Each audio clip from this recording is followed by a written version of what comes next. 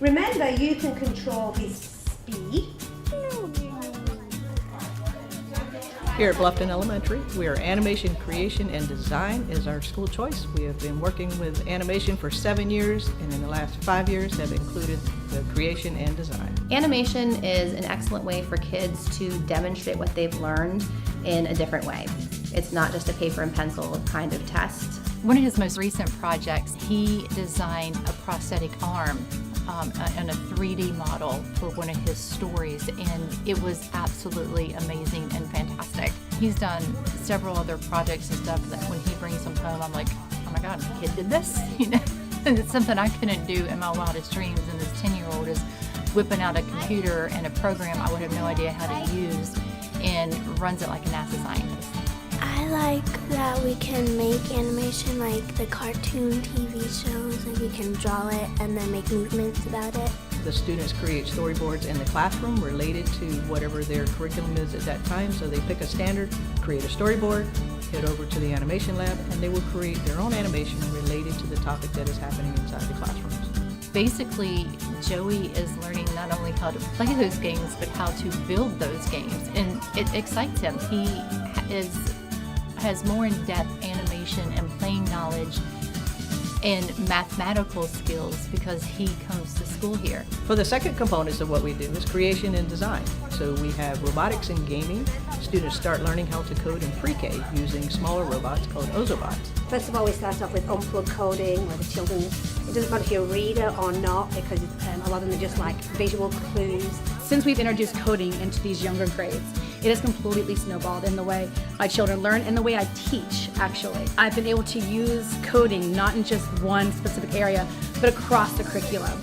We use it for writing, we use it for math, we use it for science and social studies. I like it when we code and when we get to move different people in different places.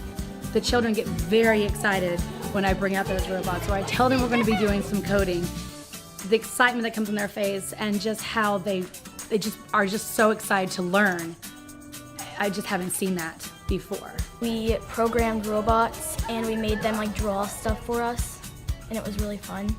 So we programmed the robots to draw different things, and we had a partner, and we got to make them like draw circles and lines and different things like that with a marker, and we taped the marker to the robot to make it draw. And as they work through the system, they learn the important pieces of what is the vocabulary, how do those things play out, how do I start with basic blockly coding, and then they'll move into the real life coding of either Java or C++, and design and create their own games. Here in Makerspace, basically it's a collaborative space that we use for doing a lot of hands-on work. So we're trying to tie projects that are tied to content in science, social studies, math, or ELA into tangible products in Makerspace. We're just using our science content right now. We're using our solar system. The plan or the philosophy in Makerspace is think, plan, design. We have kids demonstrate what they know and understand about things by making products instead of just answering questions or being able to fill in the blanks on something. I feel like integrating that coding and integrating that kind of concept into their learning has caused them to now be confident as learners, as students, I can figure it out myself.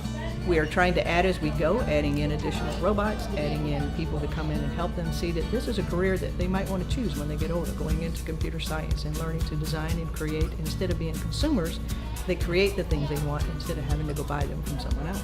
I think if you look at where the jobs are going in the future, this program puts him right in line for that, but he's having a blast, and at 10 years old, he's already being prepared. And with today's world and just complete technology everywhere, it's going to prepare them for not just middle school and high school, but for real life. Wait.